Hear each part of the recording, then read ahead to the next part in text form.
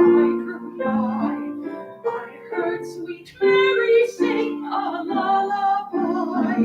She sang about the lambs at close of day, and rocked her tiny king among the hay.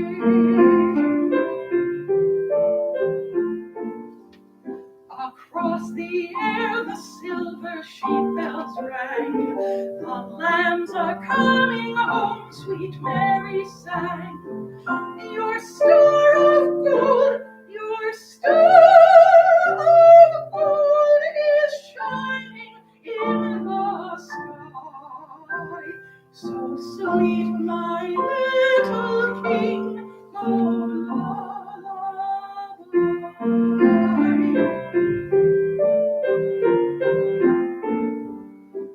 As I walked down the road at sun of sun, the lambs were coming homewards one by one. I heard a sheep bell softly calling them along a little road to Bethlehem.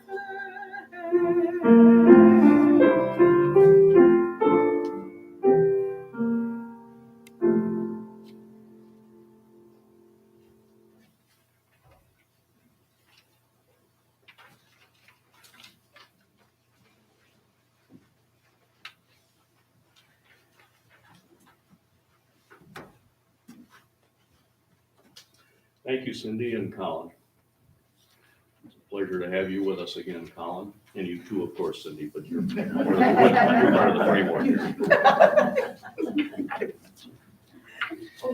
So we welcome you to the Unitarian Universalist Fellowship of Door County this morning. It's a pleasure to have everybody here. My name is Bob Lindahl, and I will be your service leader today. So Christmas is a time of nostalgia and generosity and goodwill, even in places where those are normally foreign concepts. As far as the meaning of this Christmas is concerned, as Unitarian Universalists, we consider that it is part of our spiritual maturation to search for and assign meaning to all the days of our lives. Christmas is a time when we pause to contemplate family relationships and friendships. Isn't that enough? Isn't that in itself enough to celebrate? Isn't that worthy of decorations? Isn't that worthy of lights and music? The gifts that we give each other at this time of year are more important than just demonstrations of our generosity. They are symbols of the gifts we're capable of giving on all of the other days of our lives. Gifts of love, compassion, industry, advocacy, the gifts of our common humanity. Come to think about it, they're the same traits that we recognize as we contemplate the lessons of life of a baby born in Bethlehem. So we have a tradition here at the fellowship of asking visitors or people who haven't been with us for a while to introduce themselves. If there's anyone in that category, we'd ask you to raise your hand, and Wilma will come around to ask with the microphone so that you can introduce yourselves. Anyone? Yes. And we have a practice of not holding the microphone just during this COVID time. So, my name is Chuck. I came here this morning because I wanted to see what Barb had to say. I've known Barb for, I guess, a few years, having been involved with the Episcopal Church myself in New London, Wisconsin. And I'm a permanent resident of Door County. I attend Door of Life Church just down the street. welcome. Anyone else? Okay. So are there any other announcements? Slow season, okay. Just a few other items before we begin our service today. If you happen to have a phone with you or some other noisemaker, please check it, make sure that it's in silent mode. And we ask that, I know we tend to forget sometimes when we come in the building, please sign in on the front, at the front desk with the information asked, so that in case we have some type of an outbreak, we will know who to contact. We don't pass the offering plate these days, but you're encouraged to be generous in your giving. Plates are placed in the lobby. You can find them, and if you can't find them, let me know and I'll tell you where they are. And we'll be happy to receive your offering and give generously. Speaking of generosity, I wanted to give an update on our third Sunday offerings for the last 3 months. As you know, we're giving those offerings to the Boys and Girls Club of Door County, and we're matching that with up to $2,500 from our own reserves in the fellowship. So as of last Sunday, and we still have a few days to go, but till the end of the year, but as of last Sunday, we have collected $4,622 over the 3 months for the Boys and Girls Club. Combining that with the $2,500 match, this comes to $7,122 that will be going to the Boys and Girls Club. I have a feeling that will probably approach closer to 75 by the time we get ready to give it. So we'll see. But anyway, that's a wonderful celebration. I think as we move into the new year, you'll hear more about our next quarterly offering going to the collaboration of food banks in Door County. So there will be no service next Sunday, January 2nd. Our next service will be January 9th, with Sarah giving our message for the day, titled The Serendipitous Rosary. Sarah continues to give us gifts as a fellowship, and we look forward to that. Sorry we won't be able to be here in person, but we'll certainly be able to watch it. So we welcome back our speaker today, the Reverend Barb Sajna. Barb is a Wisconsin native, practiced law, and raised her 4 children in Eagle River. Before enrolling in seminary, she's an ordained Episcopal priest and served a parish in Dallas before coming to St. Mark's in Sister Bay, from which she recently retired. We welcome you back, Barb, and look forward to your message this morning. Our opening words and chalice lighting this morning are from one of my favorites, Reverend John Shelby Spong. He says, "There's a place in this world where the divine and human life come together. At this time of year, we reflect on Bethlehem, but let's not think of it as just a town from long ago, but a place deep within each of us. There is a hunger in the human heart that only Spirit can fill. That is why the search for the sacred is always identical with and a part of the search for ourselves."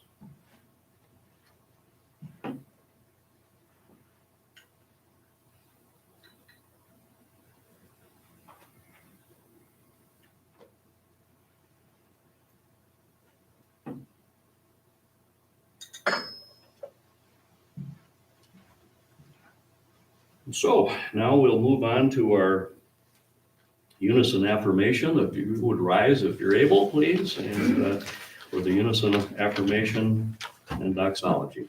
Okay.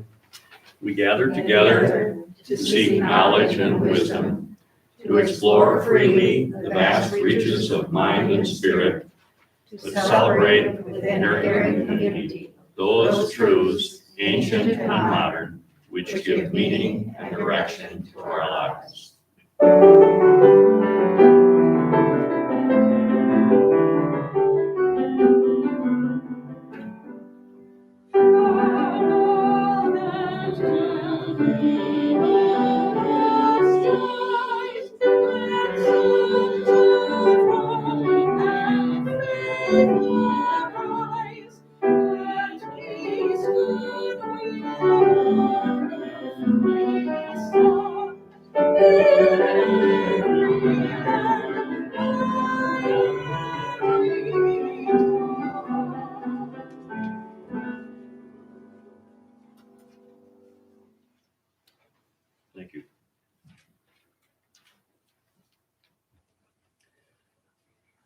So we now enter into a moment of quiet in order to quiet our busy minds in preparation for today's message. You may have heard that Archbishop Desmond Tutu has died. And it must have been late yesterday or early this morning. He is the winner of Nobel Prize in 1984 for his work in ending apartheid. President of South Africa has said that he was a leader of principle and pragmatism who gave meaning to the biblical insight that faith without works is dead. And just a quote from Reverend Tutu before we begin today, he said, "We are each made for goodness and love and compassion. Our lives are transformed as much as the world is when we live these truths."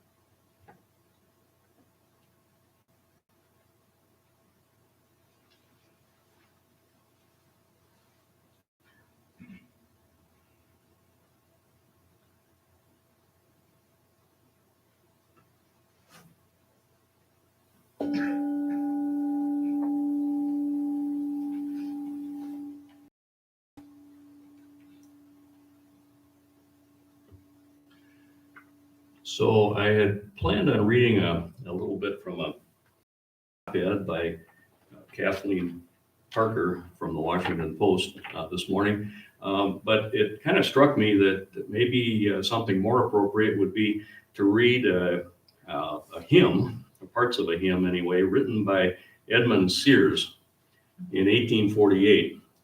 Edmund Sears was a Unitarian, and as we were reminded in our service a couple of weeks ago, Edmund Sears was among a number of Unitarians who have helped save Christmas over the years.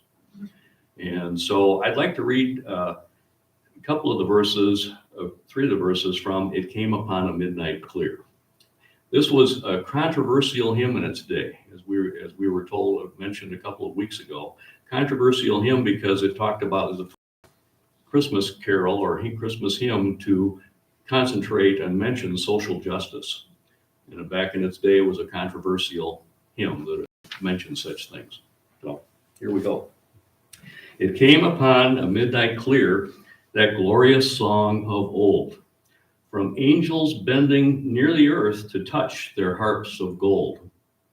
Peace on the earth, goodwill to men, from heaven the news we bring. The world in solemn stillness lay, to hear the angels sing. But with the woes of war and strife, the world has suffered long. Beneath the angel strain have rolled 2,000 years of wrong.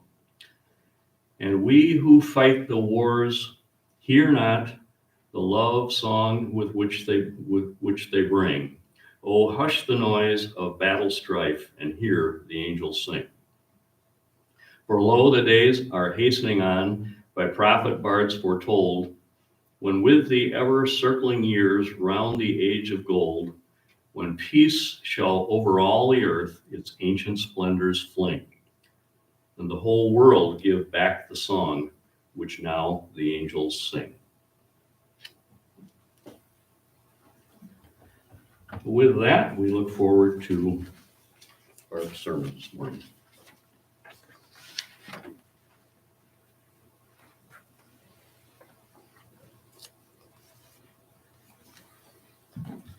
It'll be another Christmas when we're done with these.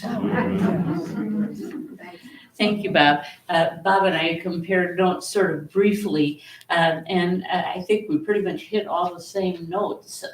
In fact, the ending of my sermon was what he was going to use as in his closing words. And I said, well, we could stand up here and like do it as a duet, but he actually found something else. But anyway, I'm glad to be here with you this morning. I hope you had a wonderful Christmas. And I think with the sermon title, Beyond Ho, Ho, Ho, I should start by saying that I don't have anything against that ho, ho, ho side of Christmas. In fact, I think it is quite delightful. But if you think of Christmas as something like a multifaceted jewel, then ho, ho, ho is certainly one facet. But what I'd like to do in the time we have this morning is kind of turn that jewel and look at some of the other facets of Christmas. So like gift giving, which was mentioned, or the Christmas invitation to transform our hearts, and then the theological part of the story, and finally, the implications for us of the incarnation. So I'm a great fan of the New Yorker calendar. And in fact, have the best ones on the side of the refrigerator. And a couple of years ago, there was a cartoon that showed a woman in a laundromat.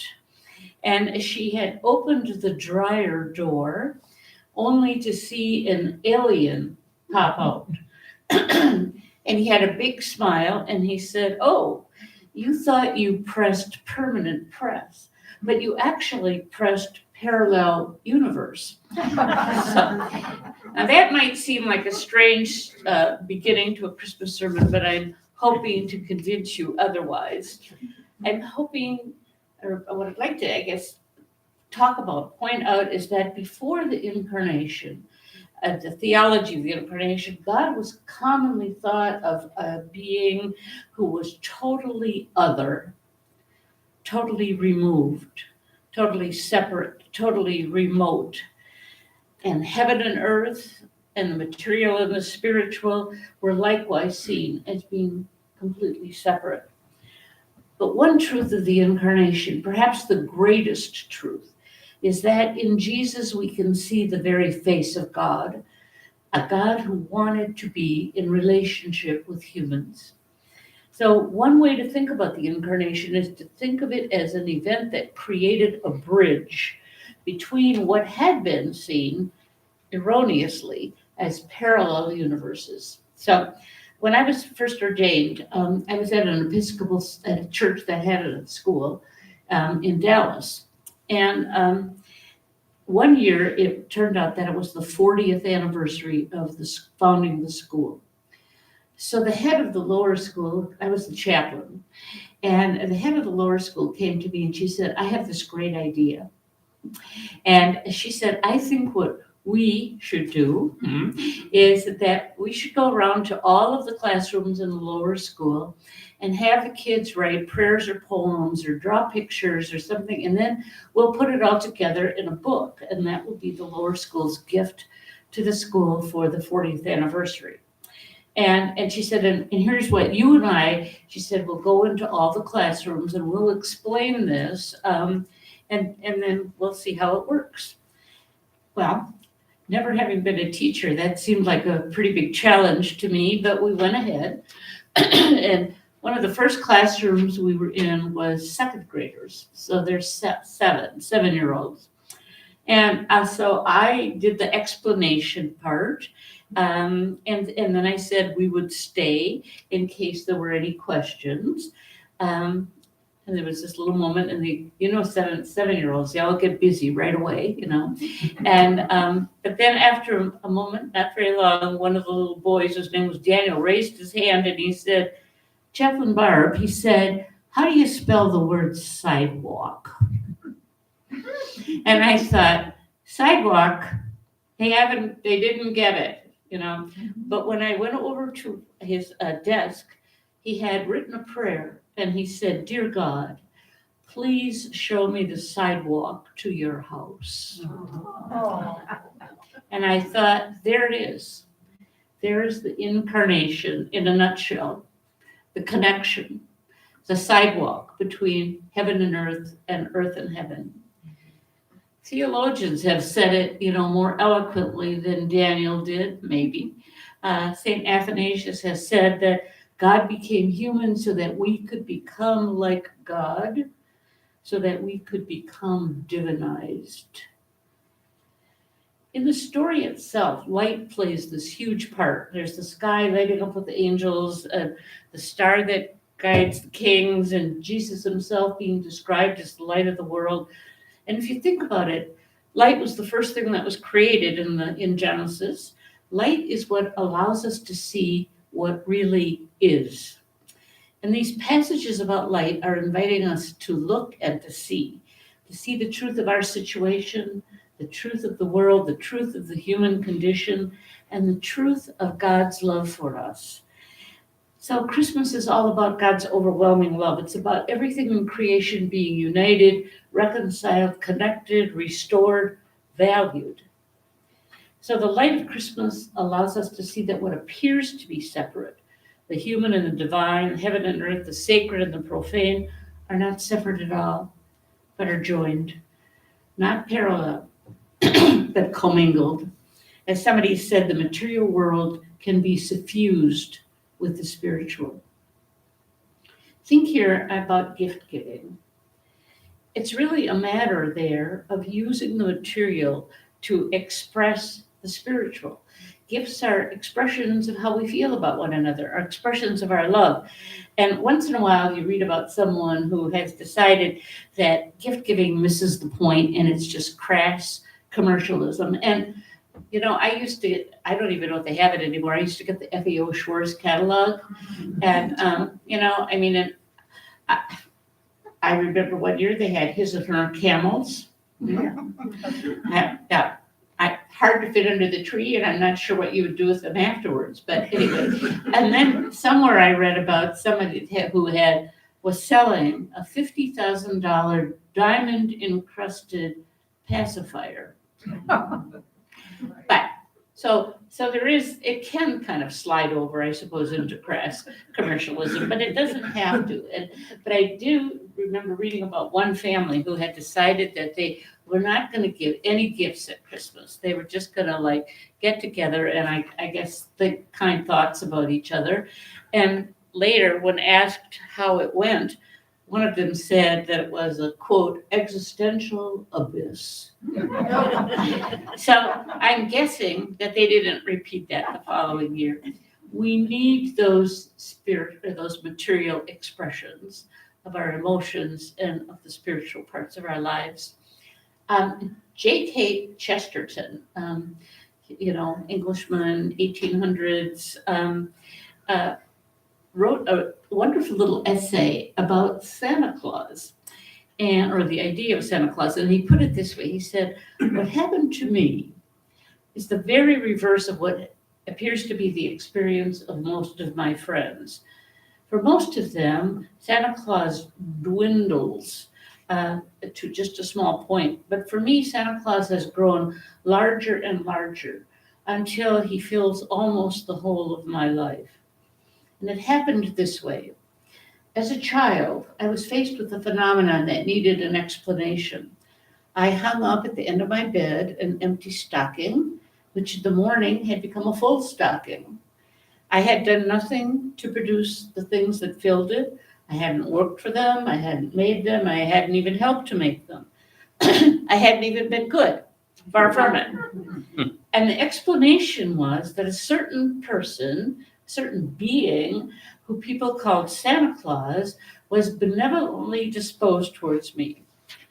Of course, he says, most people who talk about these things get into a state of some mental confusion by attaching tremendous importance to the name of the entity. We called him Santa Claus because everybody called him Santa Claus. His name might have been Williams. But he said, but the name of a god is merely a human label. What we believed was that a certain benevolent agency did give us those toys for nothing. And as I say, I believe it still. I have merely extended the idea. Then I only wondered who put the toys in the stocking. Now I wondered who put the stocking by the bed. and the bed in the room, and the room in the house, and the house on the planet, and the planet in the great void. Once I only thanked Santa Claus for a few dolls and crackers, and now I thank him for stars and street faces and wine and the great sea. Once I thought it was delightful and astonishing to find a present so big that it only went halfway into my stocking. And now I am delighted and astonished every morning to find a present so big that it takes 2 stockings to hold it and then leaves a great deal outside those stockings. It is the large and preposterous present of myself, as to the origin of which I can offer no suggestion, except that Santa Claus gave it to me in a fit of fantastic goodwill. So we hear the story of Christmas every year, and I think we approach it in various ways. Some take it literally and argue about whether Quirinius was really the governor at the time, or whether the birth was in a stable or in a cave, or when it really happened, and whether the star was a comet. But most of us as post-Enlightenment people, I think, are more apt to see the story as a myth. And I'm just going to hasten to add here that when you say something is a myth, it is not to say that it isn't true. It's to say that it is deeply true, timelessly true. It tells the truth about us and about our condition over all the ages, into all eternity. So if we look at the story this way, and then we can look at the several timeless truths that the story is telling. The first one is that God is not unapproachable, and that through the incarnation we can find our way to God. Another deep truth, though, is that material reality is good, and that bodies matter, all bodies, everybody's. Thinking of the social justice, I didn't realize that was where that hymn came from. Seeing that, understanding that, and then living it out requires a transformation of our hearts. When you think about the beloved stories around Christmas, what better stories to illustrate than the Grinch? I think, they thought either, I can't remember it, his shoes were too tight, but really it was that his heart was too small. Or my all-time favorite, Charles Dickens, and I just read The Christmas Carol again last night, and you remember that Scrooge was this tight-fisted, greedy, grasping old fellow who didn't believe that bodies mattered at all, except maybe his own. In fact, you remember that he was of the opinion that the poor who didn't want to go to the workhouse should simply die and reduce the surplus population. But his story is a story about transformation, about coming to see and understand those deeper realities of Christmas.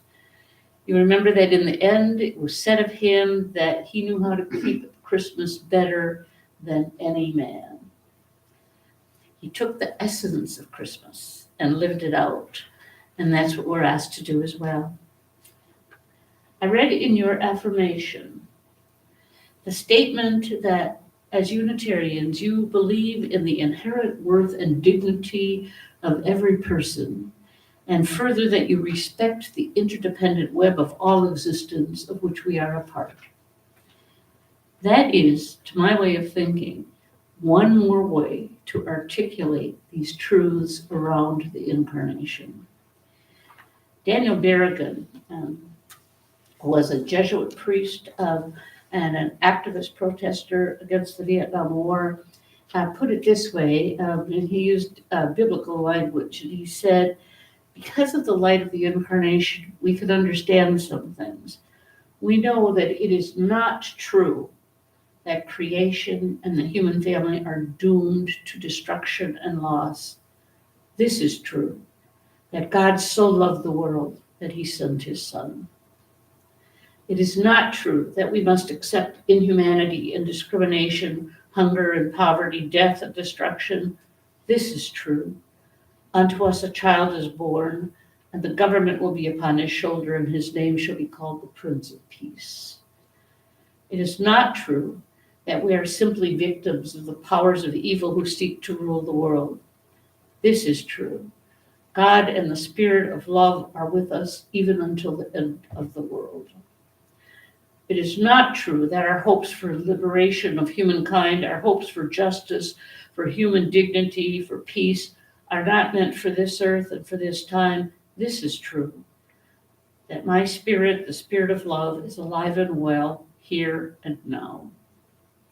And then he concludes by saying, let us then see visions of love and peace and justice.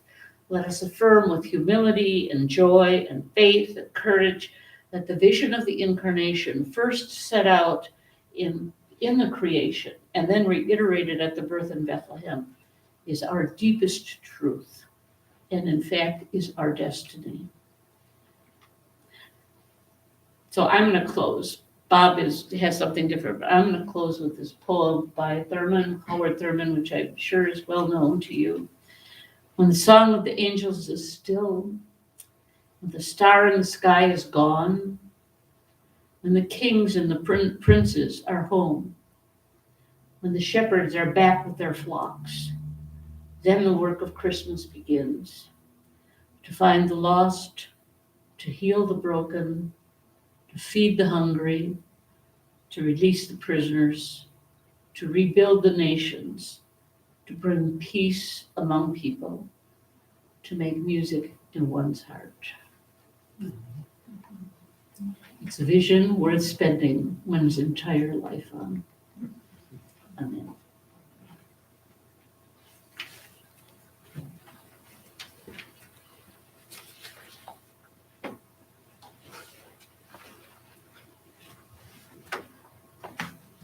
Thank you, Barb. I think I can safely say that you're welcome here anytime. Thank you. So our closing words today are from Laurelyn Bellamy, who is, as I understand, a Unitarian Universalist minister. She says, if you have found freedom, take it with you into the world. If you've found comfort, go and share it with others. If you have dreamed dreams, help one another, that they may come true. If you have known love, give some back to a bruised and hurting world. And at this time of year, I think we could add, let us go forward in the new year, spreading freedom, comfort, joy, and love of this season wherever we go.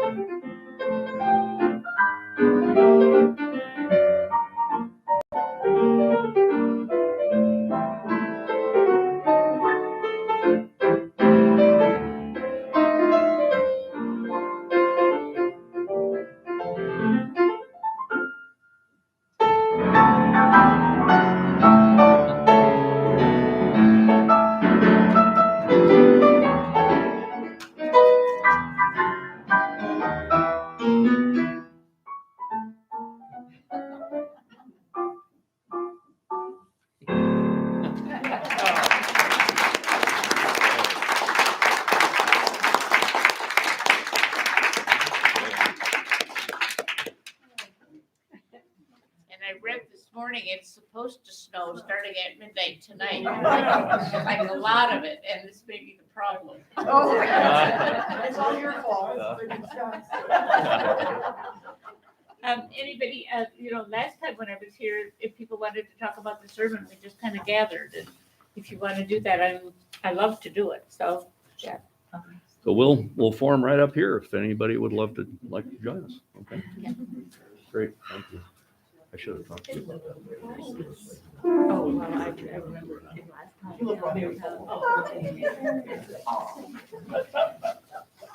Thank you for joining us this morning. Have a great morning.